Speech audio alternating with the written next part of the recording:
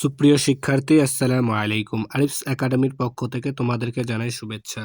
আশা করি তোমরা ভালো আছো এবং সুস্থ আছো। আজকে আমি তোমাদের গণিত বইয়ের পৃষ্ঠা নম্বর 16 এর 13 এবং 14 নম্বর প্রশ্নের সমাধান করে দেব। তাহলে চলো শুরু করা যাক। প্রথমে আমরা প্রশ্নটা পড়ি। দেখো 13 নম্বর বলেছে একটি আলমারিতে 560টি বই রাখা যায়। ঠিক আছে?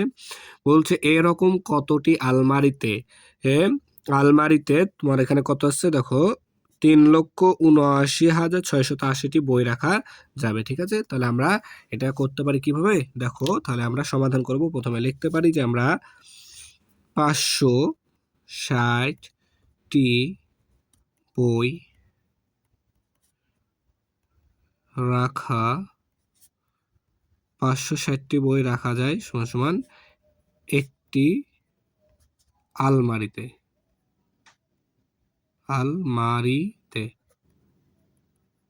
তাই না? তাহলে এখন আমাদের বই আছে 3,79,680টি বই।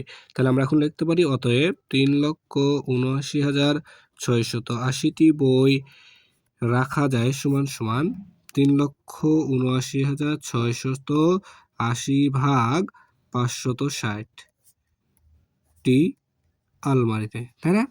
তাহলে এখন এটা আমাদেরকে ভাগ করলে আমাদের উত্তরটা চলে আসবে। তাই না? তাহলে চলো ভাগ করি। তাহলে প্রথমে আমরা এটাকে কি করব? ভাগ করব। তাই না?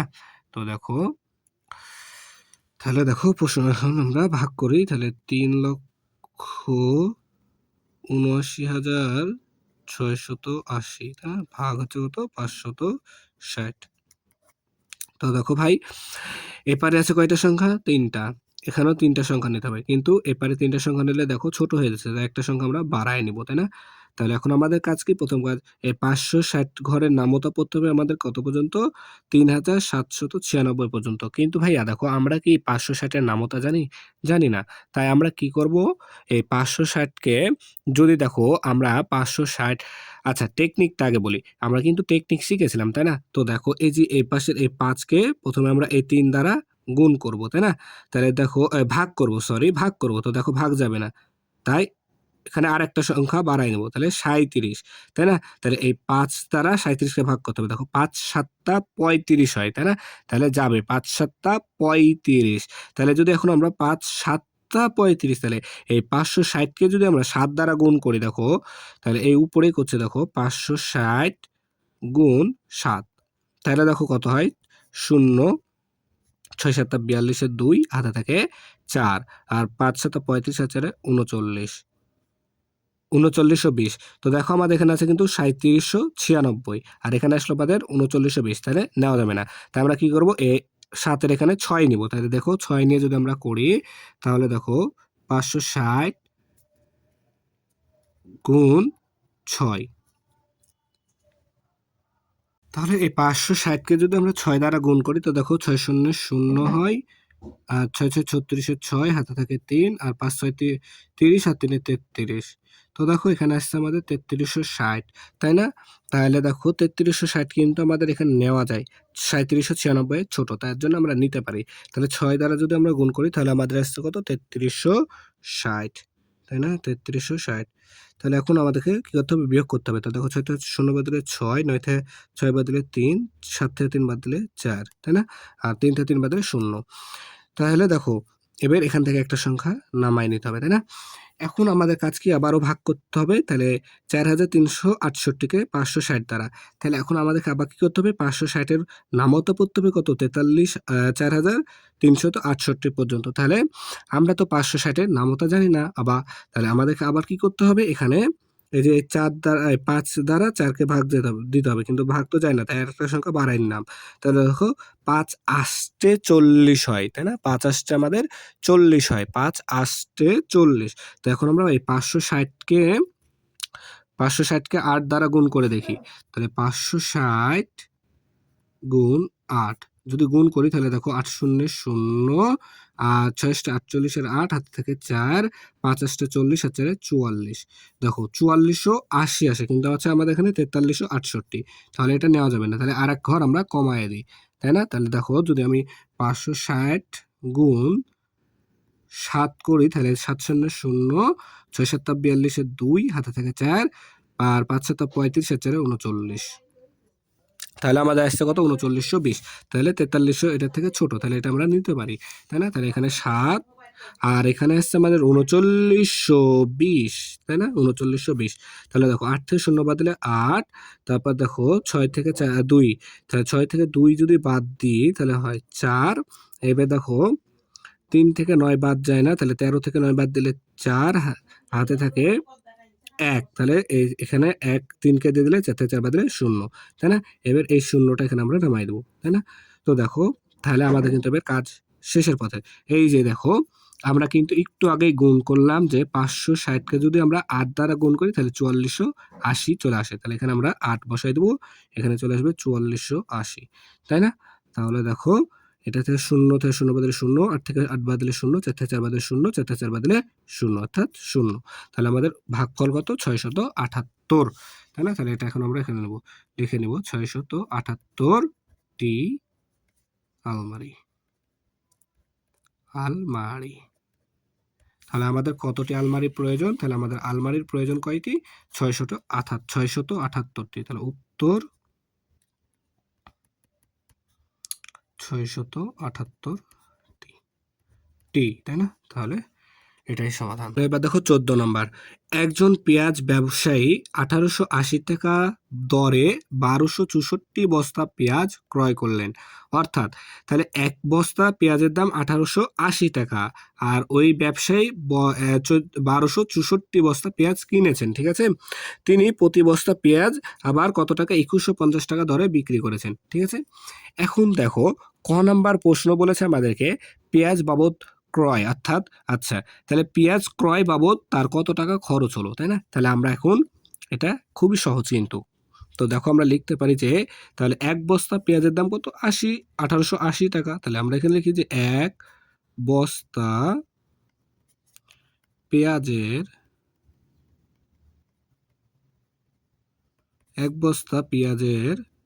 দাম সমান সমান 1880 টাকা, তাই না?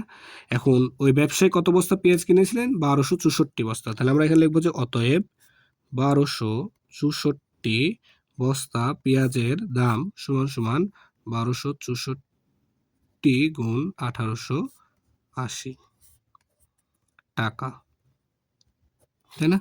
তাহলে এখন আমরা এটা গুণ করে দিলে কিন্তু উত্তরটা খুব সহজে পেয়ে যাব, তাই না? তো দেখো এক লাইন কমাই দিতে হবে, এখানে শূন্য আছে না একটা, তাই আমরা এখানে একটা শূন্য বসাই দেবো, ঠিক আছে? তাহলে এই শূন্য বাদে এখন আমরা গুণ করলে এক লাইন আমাদের কম হবে, ঠিক আছে? তো দেখো এখন গুণ করছি, তাহলে 1264, ঠিক আছে? 1264, আচ্ছা এই 80 দ্বারাই গুণ করবো বা 1880 দ্বারাই গুণ করছি, দেখো তাহলে 1880 গুণ 1880, তাই না? দেখো তাহলে 1880 দ্বারা যদি গুণ করি তাহলে এখানে শূন্য দ্বারা গুণ করলে সবগুলো শূন্যই হবে, তাই না? তাহলে একটা অঙ্কের কাজ শেষ, তাই এখানে একটা শূন্য নিলাম, ঠিক আছে? এরপর দেখো তাহলে 4 আষ্টে 32, 32-এর 2 হাতে থাকে 3, 6 আষ্টে 48, 48 আর 3-এ 48 আর 3-এ হচ্ছে তোমার 51, 51-র 1 হাতে থাকে 5, হাতে থাকে 5, ঠিক আছে? তারপরে দেখো 8 দুগুণ 16 আর 5-এ 21, 21-এর 1 হাতে থাকে 2, 8 একে 8 আর 2-এ 10, ঠিক আছে? এরপর দেখো 2 অঙ্কের কাজ শেষ, তাই এখানে আমরা 2টা শূন্য নেব। এরপর দেখো তাহলে 4 আষ্টে 32, 32-এর 2 হাতে থাকে 3, 6 আষ্টে 48 আর 3-এ 51, 51-র 1 হাতে থাকে 5, 51-র 1 হাতে থাকে 5, তাই না? এরপর দেখো 8 দুগুণ 16 আর 5-এ 21, 21-এর 1 হাতে থাকে 2, 8 একে 8 আর 2 8 একে 8 আর 2-এ 10, তাই না? এরপর দেখো 3 অঙ্কের কাজ শেষ, তাই এখানে আমরা 3টা শূন্য নিব, ঠিক আছে? এরপর দেখো 4 একে 4, 6 একে 6, 2 একে 2, 1 একে 1, তাই না? সরি এখানে আমি দেখানোই হয়নি গুণগুলা, আচ্ছা একটু মিস্টেক হয়েছে, আশা করি তোমরা বুঝতে পারবা, ঠিক আছে? গুণ তো তোমরা শিখেছো, তো আমি খেয়াল করিনি, এই যে এগুলা বসাই নিয়েছি, ঠিক আছে? এখন আমাদের কাজ কি যোগ করে দিতে হবে, তাই না? তাহলে দেখো যদি যোগ করি তাহলে শূন্যের সাথে শূন্য যোগ করলে শূন্য, ঠিক আছে? এরপর দেখো 2 শূন্যে 2 আর শূন্য যোগ করলে 2, 2 আর একে 3, 4 একে 5 আর একে 6, 6 আর একে 7, 2 আর 1-এ 3 আর 1 একে 2, ঠিক আছে? তাহলে এটা আমাদের উত্তর হবে এখন। তাহলে দেখো এখানে কত আসছে, এই শূন্যটা এখানে আমরা কিন্তু নিয়ে নিয়েছি, তাহলে দেখো তাহলে 23,76,320 টাকা, ঠিক আছে, 23,76,320 টাকা। তাহলে এটা হচ্ছে তার পেঁয়াজ ক্রয় বাবদ খরচ। তাহলে আমরা এখানে লিখবো যে অতএব পেঁয়াজ ক্রয় বাবদ খরচ সমান সমান 23,76,320 টাকা, ঠিক আছে। এখন খ নাম্বার দেখো, খ নাম্বার প্রশ্ন বলেছে পেঁয়াজ বিক্রির পর তার কত টাকা লাভ হলো, ঠিক আছে। তাহলে পেঁয়াজ বিক্রি করার পর তার কত টাকা লাভ হলো।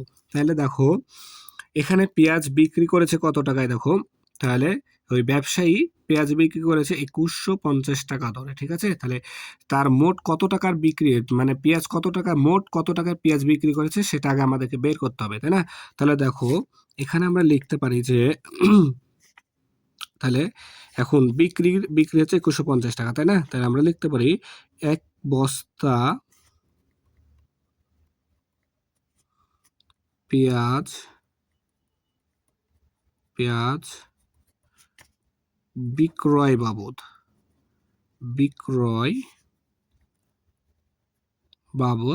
2150 টাকা, 2150 টাকা, ঠিক আছে। তাহলে এখন কত বস্তা পেঁয়াজ বিক্রি করেছিল, সে বেচেছিল কত, 1264 বস্তা। তাহলে অতএব 1264 বস্তা পেঁয়াজ বিক্রয় বাবদ। তাহলে 1264 গুণ 2150 টাকা, ঠিক আছে। তাহলে এখন এটাকে আমরা গুণ করি, দেখো আগে, ঠিক আছে। তাহলে এটাকে আমরা যদি এখন গুণ করি, দেখো 1264 গুণ 2150, ঠিক আছে, গুণ করছি, তাই না। তো দেখো শূন্য দ্বারা গুণ করলে সবগুলো শূন্যই হবে, ঠিক আছে, 4টা শূন্য। তাহলে এখনকার কাজ শেষ, তাই এখানে একটা অঙ্ক শূন্য দিলাম। এরপর দেখো 4 5 20, 20 শূন্য হাতে থাকে 2, 5 6 30, 30 আর 2 32, 32 এর 2 হাতে থাকে 3, 5 গুণ 10 আর 3 13, 3 হাতে থাকে 1, 5 একে 5, 5 একে 5 আর একে 6, ঠিক আছে। এরপর দেখো তাহলে এখন 2 অঙ্কের কাজ শেষ, তাই এখানে আমরা 2টা শূন্য নিলাম। এরপর দেখো 4 একে 4, 6 একে 6, 2 একে 2, 1 একে 1, তাহলে 3টা কাজ শেষ, 3টা শূন্য নিব, তাই না। এরপর দেখো তাহলে 4 দুগুণ 8, তারপরে 6 দুগুণ 12, 2 হাতে থাকে 1, 2 দুগুণ 4 আর একে 5, 2 একে 2, ঠিক আছে না। তাহলে এবার কাজ কি, যোগ করে দেওয়া। তাহলে 0 0, 4 2 6, তারপরে 8 6 14, 14 3 17, 7 হাতে থাকে 1, 2 4 10, 1 আর হাতে রাখে 11, 11 1 হাতে থাকে 1, 5 আর একে 6, ঠিক আছে। আচ্ছা এখানে 1 তো হাতে ছিল, তাহলে 5 আর একে 6 আর হাতে রেখে 7, তাই না, আর 2, ঠিক আছে। তাহলে দেখো কত হচ্ছে, 27,17,600 টাকা। তাহলে 27,17,600 টাকা। তাহলে এটা কি তার বিক্রয় বাবদ, তাই না। আর দেখো আমরা ক নাম্বারে পেয়েছিলাম, তাই আচ্ছা দেখো এখানে তাহলে আমরা ক্রয় বাবদ পেয়েছি কত, 23,76,320 টাকা, তাই না। আর এখন আমরা বিক্রয় মূল্য পেলাম কত, বিক্রয় মূল্য পেলাম 27,17,600 টাকা। তাহলে আমরা বিক্রয় মূল্য থেকে যদি ক্রয় মূল্যটা বিয়োগ করে দিই, তাহলে কিন্তু আমাদের উত্তর চলে আসবে যে তার কত টাকা লাভ হয়েছে। যে খ নম্বর প্রশ্ন বলেছিল তার কত টাকা লাভ হয়েছে পেঁয়াজ বিক্রির পর, তাই না। তাহলে আমরা এখন লিখবো যে, এখানে লিখবো আগে যে প্রথমে ক হতে পাই, ঠিক আছে, ক হতে পাই, এটা এখানে লিখে দিতে হবে। ক হতে পাই পেঁয়াজের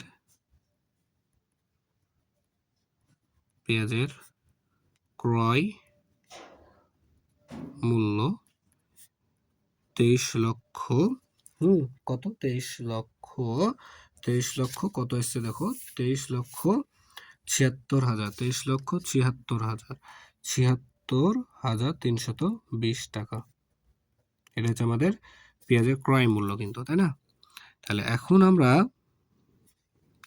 এটা থেকে তাহলে বিক্রয় মূল্য থেকে যদি ক্রয় মূল্যটা বিয়োগ করে দিই তাহলে কিন্তু আমাদের উত্তরটা চলে আসবে।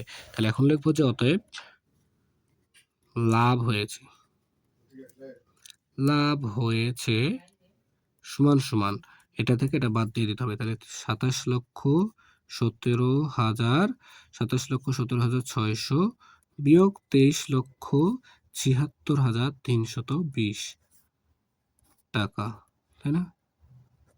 তাহলে এখন দেখো এটাকে যদি আমরা বিয়োগ করি তাহলে এখানে ধরো বিয়োগ করছি, এই যে এখানে আমাদের উত্তর আছে ২৭,১৭,৬০০ থেকে ২৩,৭৬,৩২০ টাকা বিয়োগ করতে হবে, তাই না? তাহলে বিয়োগ করে দেখো, তাহলে ০ থেকে ০, তারপরে ৮, ০ থেকে ২ বাদ দিলে ৮, হাতে থাকে ১, এখানে দিলে ৩ থেকে ৩ হবে ৪, তাহলে ৬ থেকে ৪ বাদ দিলে ২, ৭ থেকে ৬ বাদ দিলে ১, আবার দেখো ১ থেকে ৭ বাদ যায় না, তাহলে ১ কে ১১ ধরতে হবে, ১১ থেকে ৭ বাদ দিলে ৪, হাতে থাকে ১, ৪, ৩, তাহলে ৩ কে ১ দিয়ে দিলে ৩ হয়ে যাবে ৪, তাহলে ৭ থেকে ৪ বাদ দিলে ৩, ঠিক আছে না? তাহলে তাহলে আমাদের লাভ আসছে কত দেখো, ৩,৪১,২৮০ টাকা সমান সমান, তাহলে আমরা এটা লিখতে পারি ৩,৪১,২৮০ টাকা, তাই না? তাহলে এটাই উত্তর হবে। তাহলে আমরা লিখবো যে উত্তর ৩,৪১,২৮০ টাকা। তাহলে আশা করি বুঝতে পেরেছো। তাহলে আজকে এই পর্যন্তই। ভিডিওটি ভালো লাগলে অবশ্যই লাইক, কমেন্ট, শেয়ার করতে ভুলবেন না এবং পরবর্তী ভিডিও সবার আগে পেতে আমাদের চ্যানেলটি সাবস্ক্রাইব করে রাখো। আল্লাহ হাফেজ। আসসালামু আলাইকুম ওয়া রাহমাতুল্লাহ।